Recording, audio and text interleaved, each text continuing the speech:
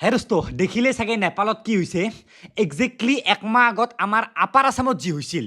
যে কোনো বৰষুণ নাই ওপৰৰ পৰা পুৰা পানী আহিছে নেপালত তাৰ মেক্স লেভেলত সেইটো হৈছে যে কথা নাই বতৰা নাই তিব্বতৰ পৰা এই লেভেলত পানী আহি সব ধ্বংস কৰি লৈ গ'ল এইটো হৈছে বৰ্ডাৰ এৰিয়া চাইনাত তো এই ডাঙৰ ডাঙৰ বিল্ডিং ছেকেণ্ডত ডেষ্ট্ৰয় আপোনালোকে দেখিয়ে আছে এইবিলাক ভিডিঅ' আপোনালোকে যোৱাকালিৰ পৰা ইনষ্টাগ্ৰামত ফেচবুকত ইউটিউবত দেখি আহিছে যে মইতো প্ৰথমতে ভাবিছিলোঁ কিবা AI বনোৱা নেকি কিন্তু এই সকলোবিলাক সঁচা হয় যেনেকৈ এই ভিডিঅ'টো এইটো বৰ্ডাৰ গেট হয় চাইনাৰ তো ছেকেণ্ডত চব শেষ ইভেন কেমেৰা যি লগোৱা আছিল ওপৰত কেমেৰাও শেষ বাকী চব এনেকুৱা ভিডিঅ' আহি আছে এতিয়ালৈকে 500 মানুহ সন্ধানহীন হৈ আছে মৰা ডিক্লেয়াৰ্ড হৈছে 200তকৈও বেছি মানে আৰু বাঢ়ি গৈ আছে 500 যি সন্ধানহীন হৈ আছে নাই বুলি ধৰক তাৰে ভাৰতীয় মানুহ আছে 100তকৈও বেছি কাৰণ ভাৰতৰ বহুত মানুহ থাকে ন এইবিলাক এৰিয়াত এতিয়া এইটো হ'ল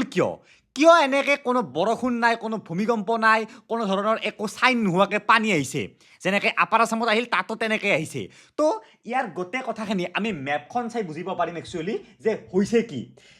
আৰু এই যিটো কেছ হৈছে তাৰ আগজননী বহুত আগৰ পৰা নেপাল গভৰ্ণমেণ্টক দি আহিছিল বোলে যে এনেকুৱা কিবা এটা হ'ব পাৰে সাৱধান থাকক বাট সাৱধান নাথাকিলে ছেইম আমাৰ অসমো কেতিয়াবা ধ্বংস উঠিব হেন লাগে ক'ৰবাত অৰুণাচলৰ পৰা পানী আহি আৰু এনেও চাইনাই জাষ্ট আমাৰ পৰা অলপমান ওপৰত বনাই আছে এই পৃথিৱীৰ সকলোতকৈ ডাঙৰ ডেম মেডক ডেম অৰুণাচলৰ পৰা এই 50-60 কিলোমিটাৰ ওপৰত বনাই আছে যিটো নদী ব্ৰহ্মপুত্ৰ হৈছে সেই নদীটোৰ ওপৰত তো এইটো যেন এটা ডেম নহয় এইটো এটা টাইম বম হয় যেতিয়াই ভূমিকম্প হয় এই ডেমটো ভাঙি অসম শেষ হৈ যাব অৰুণাচল শেষ হৈ যাব নৰ্থ ইষ্ট শেষ হৈ যাব কাৰণ সম্পূৰ্ণ এটা ভূমিকম্প প্ৰৱণ এৰিয়াত এই ডেমটো বনাই আছে বেয়া টেনশ্যন হৈছে ৰাতি শুবলৈ ভয় হৈছে আজিকালি পুৱা বা সাৰি পাওঁ নে নাপাওঁ না ক'ৰবাত নদীৰ তলতে সাৰি পাওঁ এনে বোলে ভূমিকম্পটো প্ৰেছাৰ হৈয়ে আছে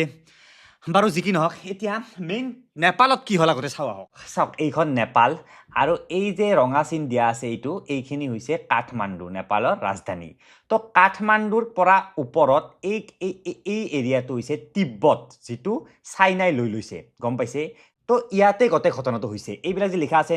চেণ্ট্ৰেল নেপাল ফ্লাড তো এই নদীটোৰে এনেকৈ এই তিব্বতৰ পৰা এই গোটেই পানীখিনি আহিছে একচুৱেলি তাত কি হ'ল জানেনে মানে এনেকৈ কোৱা হৈছে হিমালয়ত যি ডাঙৰ ডাঙৰ বৰফৰ পৰ্বত আছে তাত চাগে সৰু ভূমিকম্প বা কিবা এটা হ'ল আৰু এভেলাঞ্চৰ সৃষ্টি হ'ল মানে বৰফ ওপৰৰ পৰা খহি পৰিলে ডাঙৰ ডাঙৰ বৰফৰ শিল আৰু তলৰ পিনে আছিল নদী বৈ বা ডাঙৰ ডাঙৰ পানীৰ হ্ৰদ আছিল তো তাত এটা নেচাৰেল ডেম এটা সৃষ্টি কৰিলে ওপৰৰ পৰা শিল পৰি পিনে কিন্তু সেই ডেমটো সদায় ডেমো নাথাকে এইফালে তলৰ পিনে নদী পুৰা প্ৰেছাৰত আহি আছে তো সেই নদীৰ সেই পানীয়ে সেই যি ওপৰৰ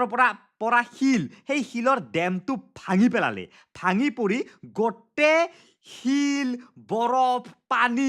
সকলোবিলাক ওপৰৰ পৰা তললৈকে বহুত স্পীডত আহি পিনে তলৰ পিনে সকলো শেষ কৰি পেলালে মানে বৰ্তমানলৈকে ধৰা হৈছে এনেকুৱা আৰু কিবা বেলেগ কাৰণ থাকিব পাৰে কিন্তু বৰ্তমানলৈকে এইটো ধৰা হৈছে যে ওপৰৰ পৰা এভেলাঞ্চৰ সৃষ্টি হৈ পুৰা গোটেই হোপা নামি আহি তলৰ পিনে শেষ কৰি দিলে চব আপোনালোকে দেখিয়ে আছে কিন্তু এই ভিডিঅ'টো চাওকচোন এনেকুৱা লেভেলত পানী ওপৰৰ পৰা আহিছিল যেন ৱাল ডাইৰেক্ট এখন চহৰত আহি খুন্দা মাৰিছে আপোনাৰ ঘৰত যদি এনেকুৱা মাৰিব লগা হয় কিবা থাকিব আৰু আমি এইটো এনেকৈ ক'ব নোৱাৰোঁ যে কেতিয়াও নামাৰে হৈ গৈছে সেনেকুৱা ইমান এনেকুৱা নহয় হ'লেওতো এনেকুৱা পৰিস্থিতিৰ সৃষ্টি হৈছে আপাৰ আছামত চব শেষ কৰি দিলে মানুহৰ প্ৰব্লেম কি জানেনে ডাটাটো নাচায় মানে